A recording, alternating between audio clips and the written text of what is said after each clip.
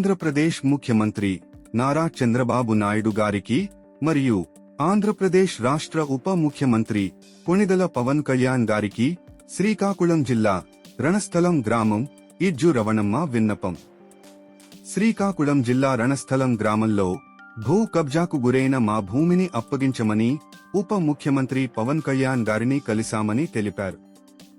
జిల్లా కలెక్టర్ గారు స్పందించినప్పటికీ రణస్థలం మండలం ఎంఆర్ఓ, బిఆర్ఓ, సర్పంచ్ మాకు న్యాయం చేయడం లేదని, కావున మా కుటుంబంతో మా స్థలంలోనే ఇక్కడే ఉండబోతున్నామని, మాకు ఎలాంటి హాని జరిగినా దానికి కారణం రణస్థలం మండలం ఎంఆర్ఓ, విఆర్ఓ, సర్పంచ్ వారే బాధ్యత వహించాలని వాపోయారు.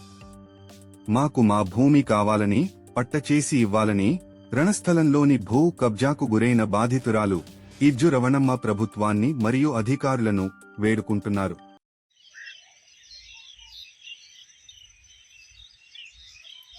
ఆంధ్రప్రదేశ్ ముఖ్యమంత్రి నారా చంద్రబాబు నాయుడు గారికి, ఉప ముఖ్యమంత్రి పవన్ కళ్యాణ్ గారికి నా విన్నపం.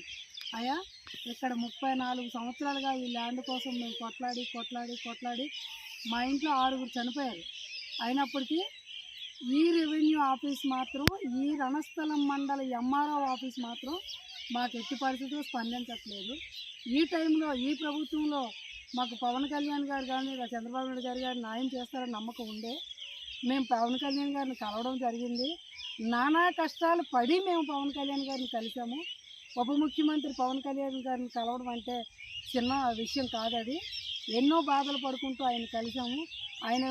మేము కలిసినందుకు గాను ఆయన స్పందించి మాకు నోటీస్ ఇచ్చారు, మా భూమి మాకు అప్పచెప్పమని చెప్పేసి. మా భూమి మాకు అప్పచెప్పకపోగా అప్పచెప్తామని అబద్ధాలు చెప్తూ ఎదవ రాజకీయాలలో ఆడుతున్నారు వీళ్ళు. రణస్థలం రెవెన్యూ డిపార్ట్మెంటు, సర్పంచ్ వీళ్ళు ఒకటైపోయి ఇప్పుడు కూడా ఆ ముగ్గురు ఎవరైతే కబ్జా చేశారో వాళ్ళకే పలుకుతున్నారు కానీ మాకు పలకట్లేదు. ఇంత నోటీస్ వచ్చినప్పుడు కూడా మాకు కొంచెం కూడా వెరిఫై జరగలేదు. ఏదైతే ఆ ప్రభుత్వంలో గట్టేసేసారో ఇప్పుడున్న వాళ్ళే ఆ ప్రభుత్వంలో గట్టేసేసారో ఆ గట్టు తీయడం కానీ, కనీసం అవతల మా భూమి అమ్మేశారని ఆ భూమి చెక్ చేయడం కానీ ఎటువంటి స్పందన లేదు. అయ్యా బాబు పవన్ కళ్యాణ్ గారు, మీరు స్పందించారు, జిల్లా స్థాయిలో కలెక్టర్ గారు స్పందించారు, జాయింట్ కలెక్టర్ గారు స్పందించారు. వాళ్ళకి ఎంతో మేము రుణపడి ఉంటాం, మీకు కూడా ఎంతో రుణపడి ఉంటాం. 34 సంవత్సరాలు మా జీవితాలు అయిపోయినాయి. కానీ లాస్ట్ మినిట్లో ఎక్కడో మాకు ఆశ కలిగింది, ఈ ప్రభుత్వంలో మాకు వస్తుంది మా భూమి అని. దానికి మీరు స్పందించారు. కానీ నాదైతే ఒకటే రిక్వెస్ట్, ఈ మండల రెవెన్యూ అధికారులు కానీ ఈ ప్రెసిడెంట్ కానీ మాకు భూమి కానివ్వరు, చెయ్యరు. ఏదో ఒక ఫిట్టింగ్ పెడతారు. అదే పెద్ద మనసు చేసుకొని రెవెన్యూ ఆఫీసర్లని శ్రీకాకుళం జిల్లా నుంచి పంపించమని నా ప్రార్థన, నా కోరిక.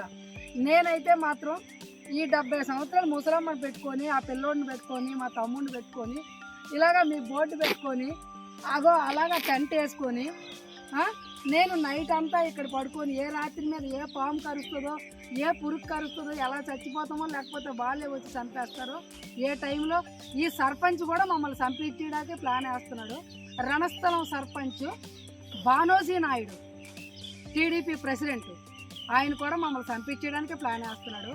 కాబట్టి మాకు మాత్రం ఆ సర్పంచ్ వల్ల, ఈ ముగ్గురు కబ్జా చేసిన ముగ్గురు వ్యక్తుల వల్ల, ఈ ఎంఆర్ఓ వల్ల, ఈ రెవెన్యూ ఆఫీసుల వల్ల మాకు మాత్రం రణస్థలం ప్రతి ఒక్కరి వల్ల, ఈ రెవెన్యూ ఆఫీస్ కానీ, ఆ సర్పంచ్ కానీ, ఆ ముగ్గురు కానీ వీళ్ళ వల్ల మాకు చాలా ప్రాణ ప్రమాదం ఉంది.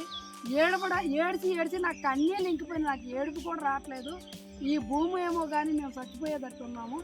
మమ్మల్ని కొంచెం గుర్తించి మాకు న్యాయం చేయాలంటే శ్రీకాకుళం నుంచి స్పెషల్ టీంని తెప్పించి ఇక్కడ జరుగుతున్నది తెలుసుకోమని నా ప్రార్థన. చంద్రబాబు గారు నా భర్త కూడా ఈ భూమి వాళ్ళే చనిపోయారు. పవన్ కళ్యాణ్ గారు నా భర్త కూడా ఈ భూమి వాళ్ళే చనిపోయారు. నా కొడుకు కూడా ఈ భూమి వాళ్ళే చనిపోయారు. నా తల్లిని కూడా ఈ భూమి వాళ్ళే చనిపోయారు. నేను కూడా లాస్ట్లోనూ చనిపోతున్నాను కాబట్టి చనిపోయిన తర్వాత అయినా భూమి మాకు వస్తుంది. నా పిల్లలు 20 మంది కుటుంబం. ఈ కుటుంబానికి ఏం దారి పెడతారని మిమ్మల్ని వేడుకుంటానంటానికి చంద్రబాబు నాయుడు గారు, పవన్ కళ్యాణ్ గారు, మీరు ఏం న్యాయం చేసినా మరి ఇక్కడ మాత్రం చేయనివ్వలేదు మాకు.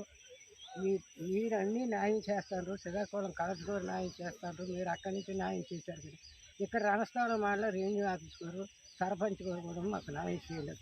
మా ప్రాణాలు ఎప్పుడు పోతాయి కోరుకుంటారు, మా ప్రాణాలు ఇక్కడ పోతాయి. ఈ పోయిన లోపలైనా సరే మీరు ఏదో న్యాయం చేస్తారని మీరు ప్రార్థన చేసుకుంటాను.